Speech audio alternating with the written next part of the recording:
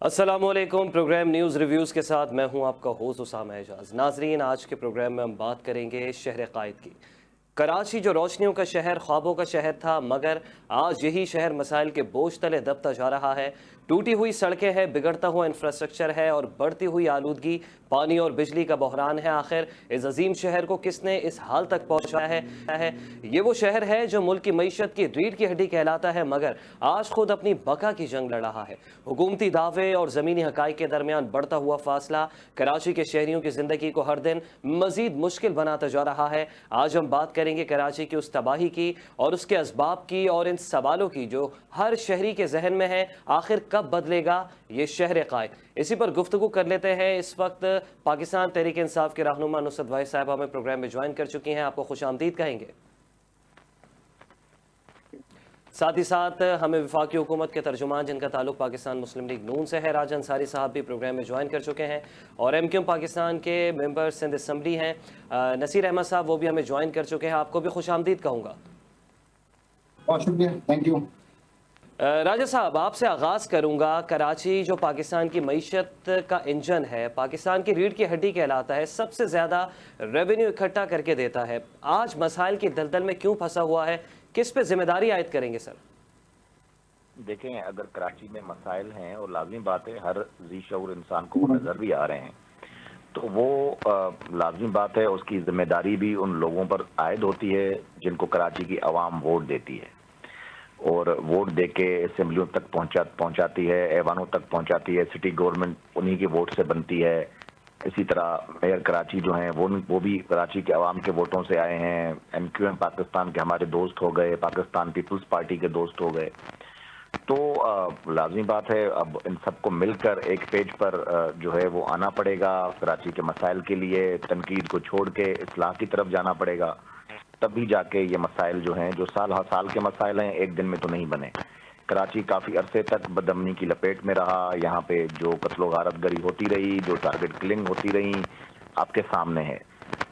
उसके बाद कराची में जब मियां मोहम्मद नवाज शरीफ साहब की हुकूमत आई 2013 में, तो जिस तरह अमन कायम हुआ, एक ग्रैंड ऑपरेशन हुआ और उसकी भी यही शर्त थी कि सियासी वाबस्तगियों से बालातर होकर हमें सोचना पड़ेगा। और उसमें मुझे खुशी हो रही है बताते हुए कि पाकिस्तान पीपल्स पार्टी एमक्यूएम सब उस जो ऑपरेशन था उसमें ऑन बोर्ड थे मोहतरम वज़ीर आज़म नवाज शरीफ साहब के साथ। सर, एमक्यूएम के तो बड़े बड़े तहफ़्फ़ुज़ात थे उस ग्रैंड ऑपरेशन पे, चाहे वो ब्लू फॉक्स हो या फिर मुस्लिम लीग नून की जो हुकूमत थी 2010 के बाद 2013 में गालिबन जो कराची में एक मिनी ऑपरेशन जो शुरू किया था। आपने कहा एमक्यूएम ऑन बोर्ड थी, लेकिन एमक्यूएम के तो बड़े तहफ़्फ़ुज़ात और एतराज़ात हैं। एमक्यूएम कहती है कि जराइम पेश अनासर के ख़िलाफ़ ऑपरेशन शुरू होता है और उसका रुख हमारी जानिब मोड़ दिया जाता है। नहीं, ऐसा नहीं था। उस वक्त मुझे याद है पहली मीटिंग में मैं खुद मौजूद था, जिसमें जो उस वक्त गवर्नर थे इशरतुल इबाद साहब, वो भी उधर मौजूद थे और फारूक सत्तार भाई भी थे। और एमक्यूएम की क़यादत के उसमें बिल्कुल इनिशिएटिव्स के अंदर जो है वो उनकी फुल सपोर्ट थी। उस वक्त मतलब वज़ीर आज़म ने पीपल्स पार्टी के वज़ीर आला कायम अली शाह को उस पूरी ऑपरेशन का कप्तान बनाया और ये सब हुकूमत का हिस्सा रहे हैं।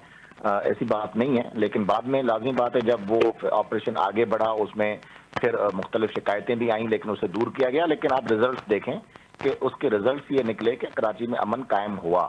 रेंजर्स को जब इख्तियारात मिले, जब ऑपरेशन होना शुरू हुए जराइम पेशा अफराद के खिलाफ, तो आपने देखा कि एक अमन हुआ, ना सिर्फ अमन बल्कि मुस्तकिल अमन हुआ। और उसके बाद जो ईदें आई उस पर रिकॉर्ड शॉपिंग्स हुई, यहाँ कारोबार ने बड़ी तरक्की की। अभी भी देखें वफाकी हुकूमतें हमारी, हालांकि 18वीं आईनी तरमीम के बाद बहुत कम मैंडेट है हमारे पास काम करने का, सूबाई और सिटी गवर्नमेंट्स के पास ज़्यादा मैंडेट है, लेकिन उसके बावजूद भी वफाकी हुकूमत का जो 100% फंडेड प्रोजेक्ट है ग्रीन लाइन, वो कराची में फंक्शनल है। अभी उसको हम मजीद 1.8 किलोमीटर बढ़ा के उसको जामा किलात तक लेके जा रहे हैं। कराची में वफाक ने अपनी कैंट स्टेशन को बहुत state of art Cantt station में तब्दील किया है। आप कभी जाएं वहाँ पे, आपको लगेगा आप किसी 5 स्टार होटल में आए हैं। 2 ट्रेन हमने अपग्रेड की हैं, सक्कर एक्सप्रेस और शालीमार एक्सप्रेस। इसी तरह नया रेलवे ट्रैक बिछाने जा रहे हैं कराची से कोटड़ी और फिर कोटड़ी से रोडी तक। इसी तरह कराची में एक दानिश स्कूल दे रहे हैं डिस्ट्रिक्ट मलीर में, पेडाब के एरिया में एक इंडस्ट्रियल जोन बना रहे हैं। और उसके अलावा 25 अरब रुपए से जो है वो काम जून के बाद इंशाल्लाह शुरू हो जाएंगे कराची में, जो कि वफाक ने जो है वो कराची पैकेज के नाम पे कराची को 25 अरब रुपए भी दिए और सारे एमक्यूएम के हमारे एमएनएज ने वो स्कीमें दी हैं। तो ठीक है राजा। वफाक उसके बावजूद भी काम कर रहा है, लेकिन लाजमी बात है वफाक के पास वसाइल कम हैं और सूबे में हुकूमत नहीं है PMLN की, ठीक तो हम है, उतना ही कर सकते हैं जितनी हमारे वसाइल होंगे। ठीक है, ठीक है। राय साहब आपकी जानिब आता हूं। नुसरत भाई साहिबा भी मौजूद है, PTI का भी मौक़िफ़ जानते हैं। नुसरत भाई साहिबा, जो कराची शहर है वो वाकई यहाँ की सूबाई हुकूमत की तरजीहात में शामिल है और वफाकी हुकूमत की तरजीहात में शामिल है।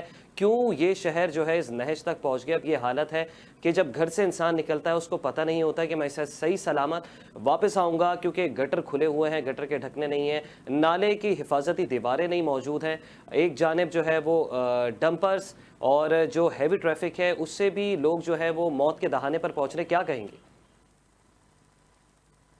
बिस्मिल्लाहिर्रहमानिर्रहीम, बहुत शुक्रिया अपने प्रोग्राम में इनवाइट करने का। देखिए, कराची की हालत ये जो आप बता रहे हैं ये आज से नहीं, कम से कम मैं यहाँ पे 2000 से हूँ और उससे पहले से ये सब कुछ हो रहा है यहाँ पे।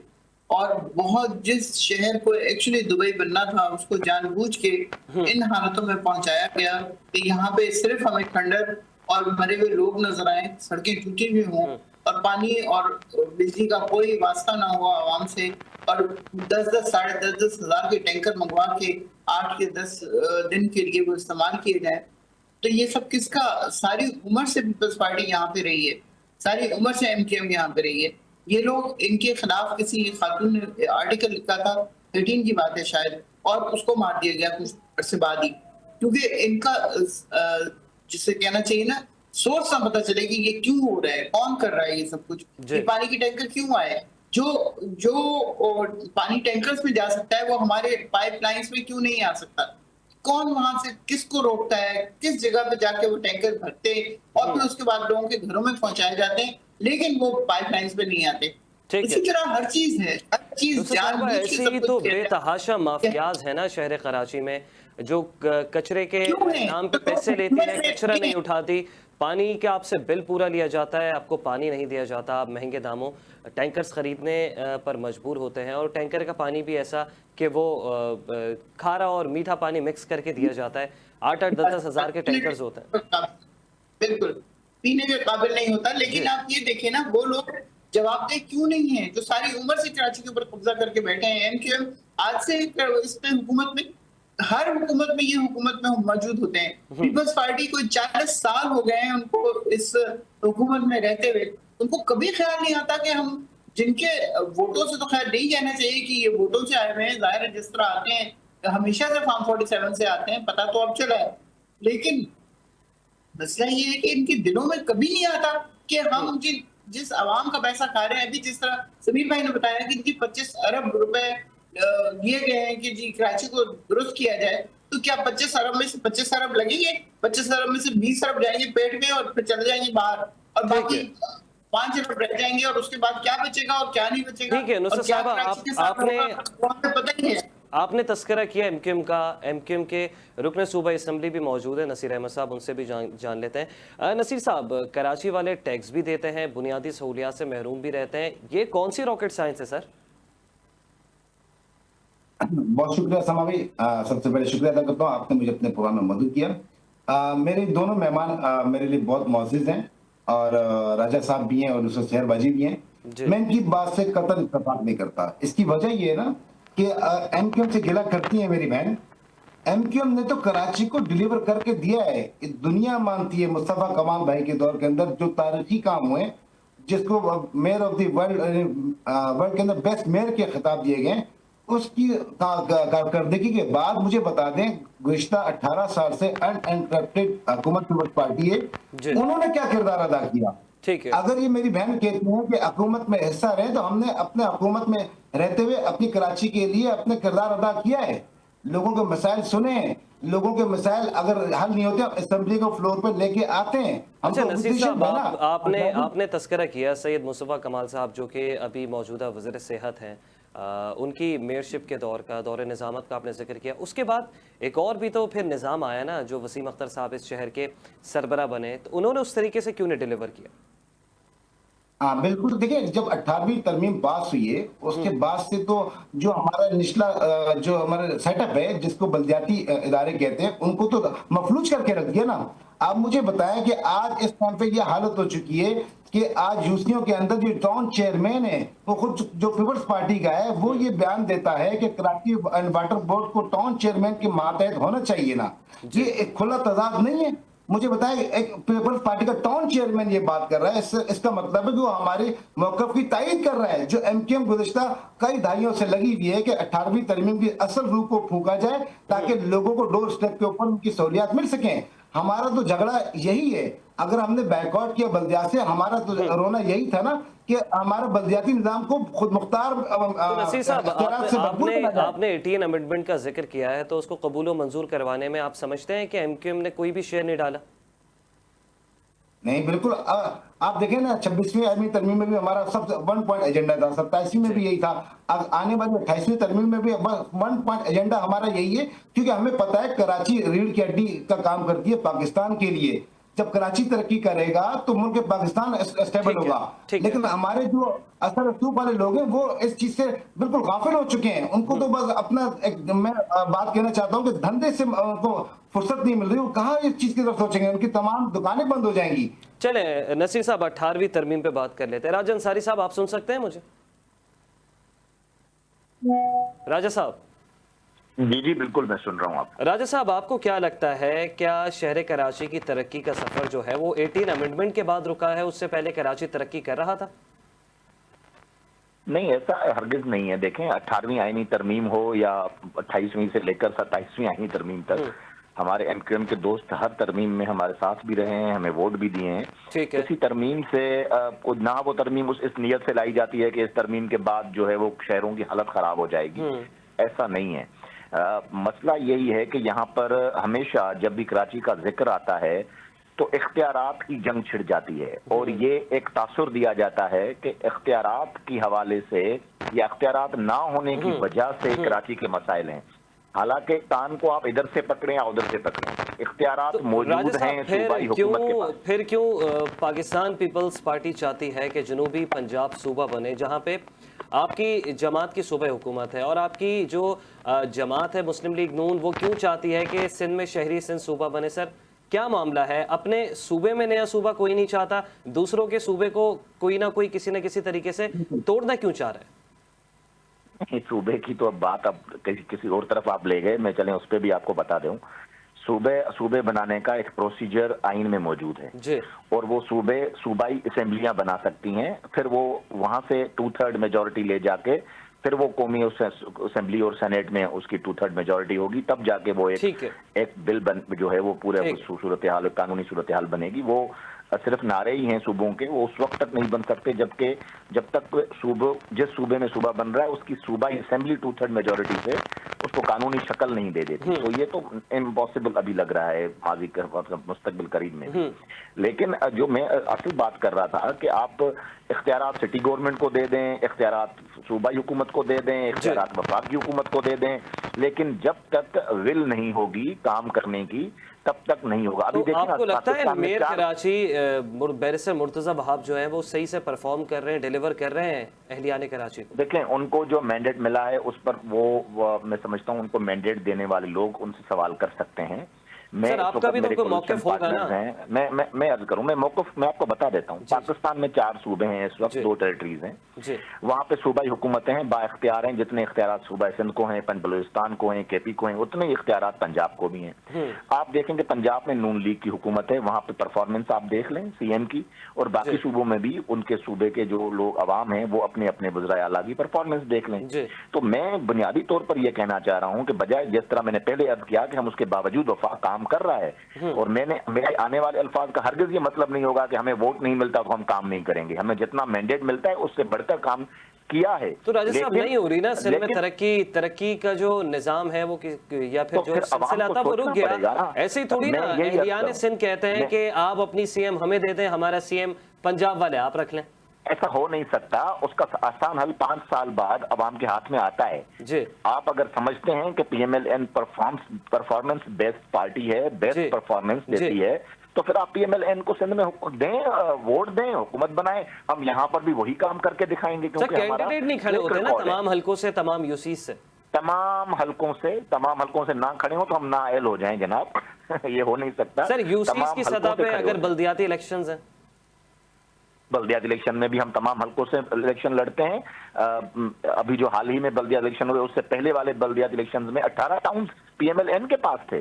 तो इसमें ऐसी कोई हरगिज बात नहीं है कि पीएमएल-एन के लोग खड़े नहीं होते। देखें, हर बैलेट पेपर पे शेयर का निशान जरूर होता है, लेकिन मैं इस वक्त कोई इलेक्शन कैंपेन नहीं चला रहा। मैं सिर्फ ये कह रहा हूं कि अगर परफॉर्मेंस में आप हमें ये कहते हैं कि आपकी पंजाब में ज्यादा तरक्की हो रही है, यहां नहीं हो रही, तो यहां हमारी वो वाली हुकूमत नहीं है जिसके पास इख्तियारात हैं। समझ रहे हैं ना आप? मतलब लोग कहेंगे नहीं जी, वजीर आजम तो पूरे मुल्क का होता है। तो मुल्क का वजीर आजम लाजमी बात है, पूरे मुल्क में जो वसाइल हमें हर मुल्क पूरे हर मुल्क के हर खित्ते में देने हैं, तो उसमें थोड़े थोड़े हर जगह मिलते हैं, कराची को ही मिल रहे हैं। तो कहने का मकसद सिर्फ इतना है कि अगर लोग एक्सपेक्ट कर रहे हैं हमसे, तो फिर हमें इख्तियारात वाली हुकूमत दे दें, ठीक है ना? और वो इख्तियारात वाली हुकूमत सूबाई हुकूमत है, हमें देंगे, हम परफॉर्म करके दिखाएंगे, ये वादा है हमारा। अच्छा राजा साहब, कराची की जो मौजूदा हालत है, इसे इंतज़ामी नाकामी का नाम दिया जाए या फिर ये तवील सियासी नज़रअंदाजी का नतीजा है, आपकी नज़र में क्या है ये? देखें, मैं पहले ही अर्ज कर चुका कि ये इसका बड़ा एक तारीखी पस मंजर है। यहाँ पर कराची शहर जो है वो काफ़ी अरसे तक मुख्तलिफ अदवार में बदअमनी की बदतरीन लपेट में रहा है, बदतरीन बदअमनी की लपेट में रहा है।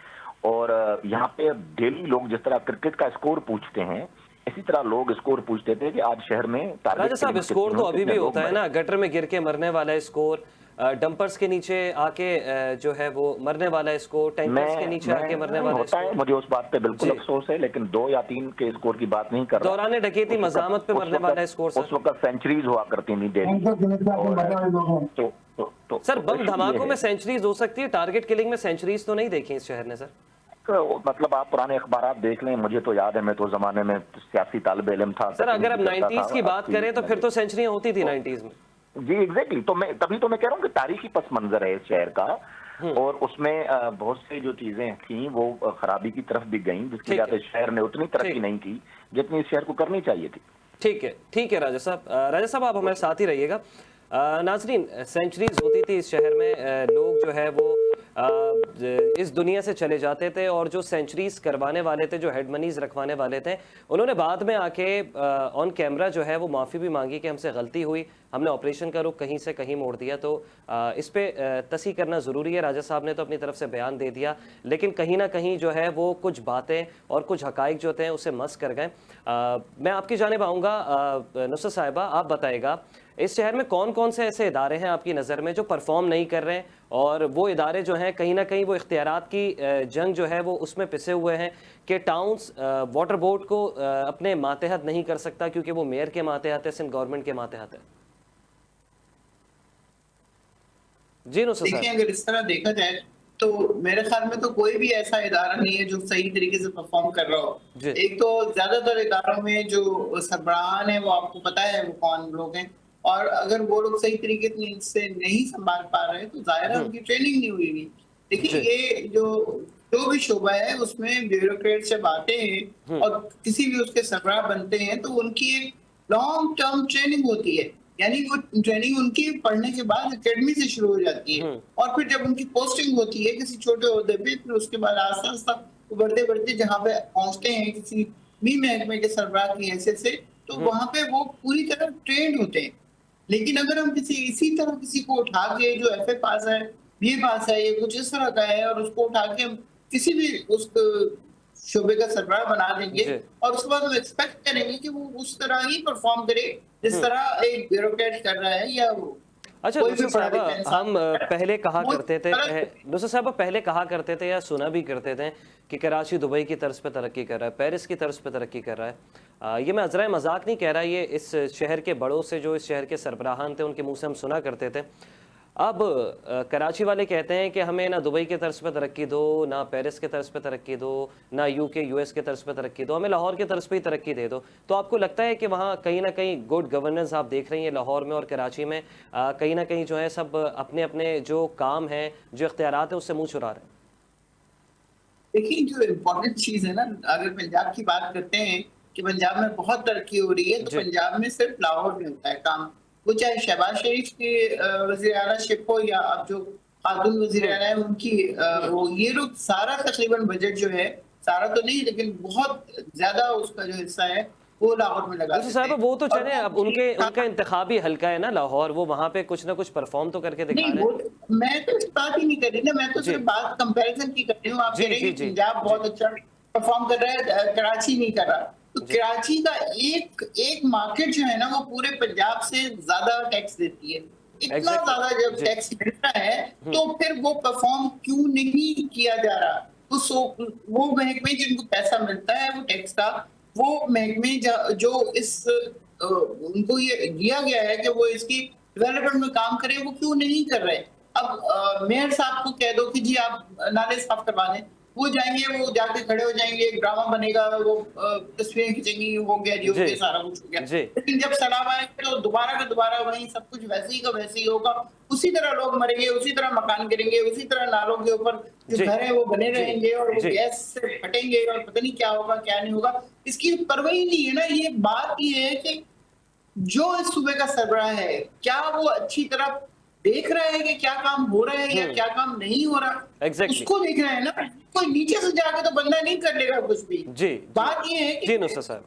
आपको एक महकमे का सरबराह बनाया गया है, एक सूबे का सरबराह बनाया गया है, तो आप क्यों नहीं परफॉर्म कर रहे? आप क्यों नहीं आगे बढ़ के कुछ करते? सिर्फ जी वजीर आला हाउस में रहना है आपने, सिर्फ वो एसी में बैठे रहना है, या एक लंबी प्रोटोकॉल की गाड़ियां लेके आपने एक जगह से दूसरी जगह जाना है? तो इससे नहीं शहर बनते। जो भी इससे शहर निकलना पड़ेगा इस। बनते हैं मुल्क, वो उसके लिए आपको इंडिविजुअल एफर्ट भी चाहिए आपकी। ठीक आप सिर्फ लोगों से बात कर लें कि जी ये हो गया, ये कर लें, ये कर लें, ये कर लें, उसके बाद जाके आप सो जाएं अपने कमरे में, तो बात तो नहीं बनेगी।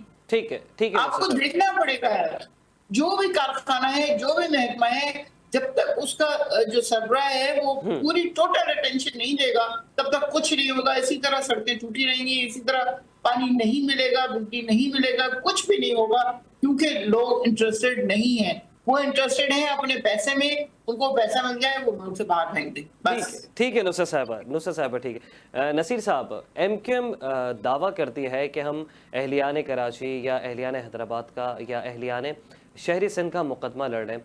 ख्वाजा इज़हारुल हसन साहब का हल्का है जहां पर न्यू कराची 7000 रोड भी मौजूद है, और उस रोड की जो हालत है वो शायद आप मुझसे पहले देख चुके होंगे, आप लोग फील्ड में मौजूद होते हैं क्योंकि आप लोग अवामी नुमाइंदे हैं। तो एमक्यूएम कैसे मुकदमा लड़ेगी जब वो एक हल्के की आवाम को रिलीफ नहीं दे पा रही? नसीर साहब बिल्कुल सामा भाई, सबसे पहले तो ये है कि हमारी जो सिंध हुकूमत है ये बदनीयती पर मुश्तमिल है।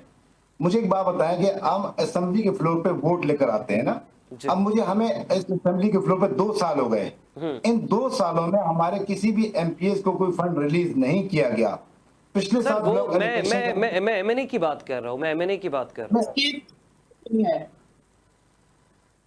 आप हमारे वोटों पे बैठे हैं। नसीर साहब आप सुन सकते हैं?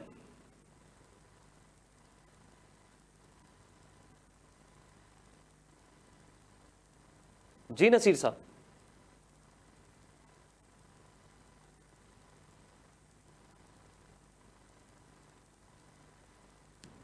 कि नसीर साहब से हमारा राब्ता मुनक़ता हो गया, फिर से राब्ता करने की कोशिश करें। नुसरत साहिबा, आपने मेरा सवाल सुना होगा।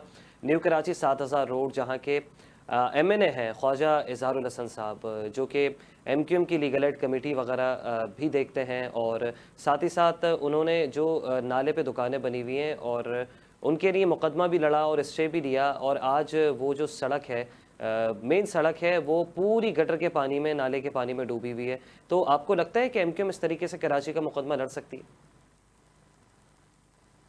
देखिए, बात फिर वहीं आ जाती है कि वो लोगों को अच्छा नहीं लगता कि इस तरह बार बार रिपीट किया जाए, लेकिन बात ये है कि ये अपने वोटों से आए हुए नहीं है। हमारे सारे वोट इनको दे दिए गए, हमारे सारे उम्मीदवारों को हरा के घर में बिठा दिया गया, और जो लोग उसके बदले आए हैं वो क्यों इंटरेस्टेड हो? वो उनका इंटरेस्ट क्या है इसमें, सिवाय इसके कि उनकी सीट मिल ही रहे उनको, उसके अलावा उनके पास कोई, और वो जो फैसिलिटीज हैं जो मिल रही हैं एमएनए और एमपीएस को, वो उनको मिलती रहे, और बस बात खत्म। वो ना आवाम के वोट से आए हैं, ना उन्होंने आवाम के वोट के लिए कुछ करना है, आवाम के लिए कुछ करना है। सीधी सी बात है, ये आज की बात है, ये नालों के ऊपर बने हुए घर, और किस तरह वो घर गैस भर जाती है उन नालों में, और किस तरह वो फटते हैं और घर गिर जाते हैं और पता नहीं क्या क्या कुछ होता है। ये सारे ड्रामे हमने देखे हुए हैं ना, पहली दफा तो नहीं हो रहा ये सब कुछ। लेकिन बात ये है कि अगर वो मुंतखब नुमाइंदे होंगे, वो उस आवाम के वोट से आएंगे, तो वो आवाम को जवाबदेह भी होंगे। उन लोगों से तो अगर कोई बात की जाएगी ना, तो ये बहुत तसल्ली से जवाब देते हैं पंजाब वाले, जिस तरह कि हम तुम्हारे वोटों से थोड़ी आए हैं, हम क्यों तुम्हारा ख्याल रखें।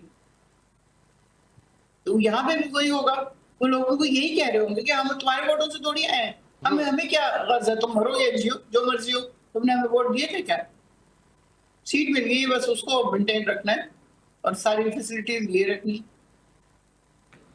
अच्छा नुसरत साहिबा, बात होती है शहर के बिजली के निज़ाम के, बिजली का जो तरसीली निज़ाम है, एक बहुत बड़ा बहरान देखते हैं। बहुत से ऐसे इलाके हैं जहाँ 18-18, 20-20 घंटे, 15-15 घंटे, 12-12 घंटे लाइट नहीं होती। तो क्या जी नुसरत साहिबा आपको, जी नसीर साहब मैं आपकी जानिब आता हूँ, नसीर साहब मैं आपकी जानिब आता हूँ। नुसरत साहिबा, आपको लगता है कि ये सारी जमातें भी मिलकर के इलेक्ट्रिक को जो है वो काबू नहीं कर पा रही?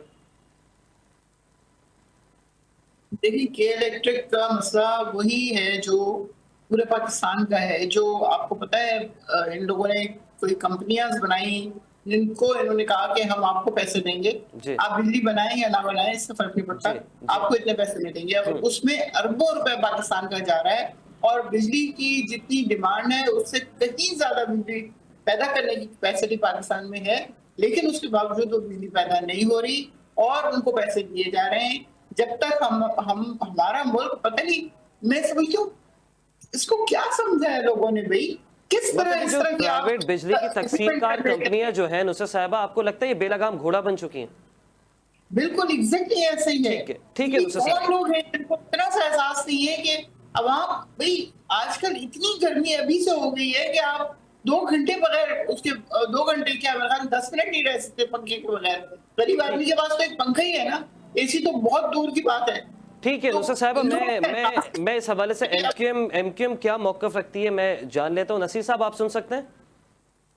बिल्कुल, असल में मैं आज इसी चीज का मुतासिर हुआ हूँ कि मेरे हल्के के अंदर इस टाइम पे 3 घंटे लोड शेडिंग होती है, 1 घंटा लाइट आती है और अभी जो मैं अफेक्टेड हो रहा हूँ, मेरा बार बार नेट डिस्कनेक्ट हो रहा है क्योंकि वहाँ पे टावर जो है वहाँ पे उनकी जो सप्लाई मुअत्तल हो रही है। मैं भी उसी शहर का वासी हूँ जहाँ पे लोग इस जो के इलेक्ट्रिक के मजालिम के अंदर पिस रहे हैं। ठीक है सर, आप भी आम शहरियों की तरह सफर कर रहे हैं। नसीर साहब, मैंने जब कॉल डिस्कनेक्ट होने से पहले आपसे एक सवाल किया था न्यू कराची 7000 रोड के बारे में। ख्वाजाजार साहब ने, आपकी पार्टी के एमएनए हैं, बहुत सीनियर रहनुमा हैं, उन्होंने स्टे दिलवाया दुकानदारों को जो 7000 रोड पे जो दुकानें बनी हुई जिनको तोड़ने के ऑर्डर्स आए थे। तो स्टे दिलवाने के बाद आज आपने देखा वहाँ की हालत क्या है। एक रोड जो है वो नाले के पानी से भरा हुआ है और वहाँ पे कोई सियासी जमात दिखाई नहीं दे रही कि जो मसाइल हल करे। हालांकि एमपीए भी वहाँ आपका है, एमएनए भी आपका है, टाउन गर्ज के वो जमात इस्लामी के पास। जी नसीर साहब।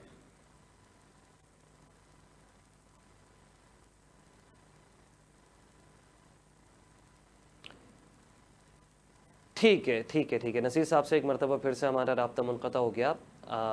आप ये बताइएगा नुसरत साहिबा, जो रियासत पाकिस्तान है, आपको लगता है कि वो कराची को या अहलियान कराची को बराबरी का शहरी समझती है? अगर समझती है तो फिर उनको उनके वसाइल क्यों नहीं देती? मसाइल बढ़ते जा रहे हैं, क्या रियासत पाकिस्तान को नहीं दिखाई देता? पाकिस्तान का, अभी इससे पहले मैंने आपसे बात की कि जो सबसे ज्यादा टैक्स पेयर शहर है वो कराची है जी। और हर बंदा पूरे पाकिस्तान से, कोई इंसान ऐसा नहीं है जो कराची में आके बसा ना हो। आपको हर नस्ल के, हर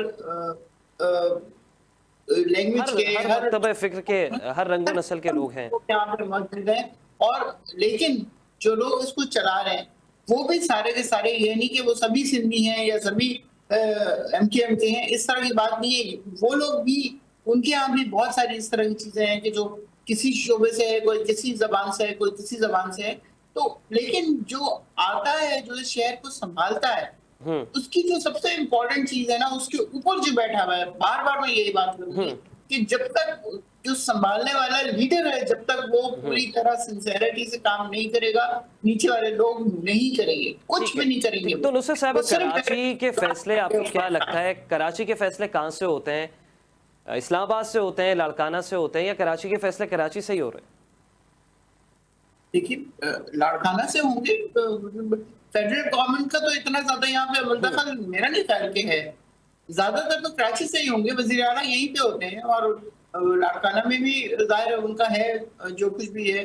और फिर सदर मुमलिकत जो है वो न सिर्फ ये कि वो सिंध के हैं बल्कि लाड़काना से भी हैं। तो सब कुछ इन्हीं लोगों ने करना है, किसी और ने तो नहीं करना, किसी और के हाथ में अथॉरिटी नहीं है। तो नुसरत साहब विल की कमी है, विल की कमी है, या फिर कराची को रोशनियों के शहर बनाना ही नहीं चाहते? बिल की कमी है, और दूसरा ये कमाऊ को बहुत बड़ा है, इसलिए इसे कमाई जो है वो किसी न किसी तरह हमारी जेबों में आ जाए और हम बस इसको गायब। मैडम क्या मसला है? चलें ठीक है, अगर रखना ही है, अपना अपना शेयर भी रखना है तो रखें, थोड़ा बहुत कुछ तो शहर के ऊपर लगाएं। शहर तो मजीद ज़बोहाली का शिकार होता जा रहा है, मफलूज होता जा रहा है, मसाइल बढ़ते जा रहे हैं, कोई देख ही नहीं रहा, कोई सोच ही नहीं रहा इस शहर के बारे में। देखिए, जब तक ज़ियाउल हक साहब, जो मेरे ख्याल में इंतहाई काबिल नफरत आदमी है, जब तक वो नहीं आया और उसने आके कराची में जो कुछ भी किया, MKM उसने बनाई, फिर वहाँ नवाज शरीफ को लेके आए, और उससे पहले तक पाकिस्तान कर्ज दे रहा था, जापान को कर्ज दे रहा था, जर्मनी को कर्ज दे रहा था, कितने ममालिक ऐसे थे जहाँ पे मतलब हमारी आप इस शहर की तबाही का जिम्मेदार माजी के आमिर ज़ियाउल हक साहब को समझते हैं? बिल्कुल बिल्कुल, उन्होंने MKM बनाई, फिर मुशर्रफ ने आके उनको ज्यादा अहलशहरी दी, फिर नवाज शरीफ साहब आए जिनका मकसद सिर्फ पैसा कमाना था, उसके अलावा उनका कोई दूसरा मकसद नहीं था। उनके बल्कि वालिद साहब को किसी जनरल ने कहा कि बस अब आपको अपना कारोबार बंद कर देना चाहिए, तो उन्होंने कहा अब क्यों बंद करना चाहिए, अभी तो चलाना चाहिए। यानी वो आए ही इस इरादे से थे कि उनका कराची से धंधा किया उन्होंने, इन शॉर्ट आप ये पूरे पाकिस्तान से, सिर्फ कराची नहीं है, पूरा पाकिस्तान। कौन सा शहर है जो मुझे बताइए आपको तरक्की याफ्ता लगता है, या वहां पे स्कूल बहुत अच्छे चल रहे हैं, हॉस्पिटल बहुत अच्छे हैं। आप देखिए कि वो एड्स से 30 बच्चों को एड्स हो गया, ये क्या है? ये कोई ख्याल रखने वाली हुकूमत के दौर में ये सब कुछ हो सकता है? ये बच्चे हमारा फ्यूचर है, अगर उनके साथ हम इस तरह खेल रहे हैं तो कौन होगा ऐसा जिसका हम ख्याल रखें? ये सिर्फ कराची नहीं है, पूरा पाकिस्तान इस वेव में आया हुआ है कि कोई नहीं है जो इसका ख्याल रखे, कोई नहीं है जो सोचे। ज्यादातर लोग सिर्फ ये सोचते हैं कि ये मौका मिला है, शायद अगली दफा हमें कुछ ना मिले, तो इसलिए जितना हम कमा सकते हैं, जितना हम ऐड सकें, जिसे कहना चाहिए वो करें और गायब हो जाए बस। नसीर साहब, आप हमारे साथ मौजूद हैं?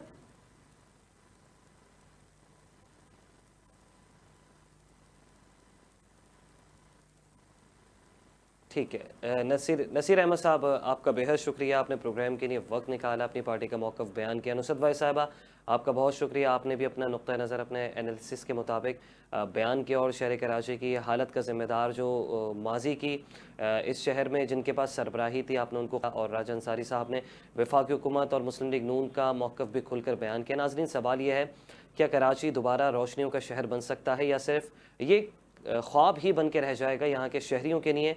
नाज़रीन, ये वो शहर है जो हर रोज़ अपने हिस्से का पाकिस्तान संभालता है, पाकिस्तान की मईशत की रीढ़ की हड्डी है, मईशत का इंजन है, मगर बदले में इसे सिर्फ वादे, सिर्फ ऐलानात और इंतज़ार ही मिलता है। सवाल ये नहीं कराची के मसाइल क्या हैं, बल्कि सवाल ये है क्या इन मसाइल को हल करने का इरादा कोई रखता भी है, और ये अगर इरादा कोई रखता है तो ये इरादा दिखाई कब देगा अमली तौर पर? अगले प्रोग्राम तक के लिए इजाज़त दीजिएगा, अल्लाह ने के बाद।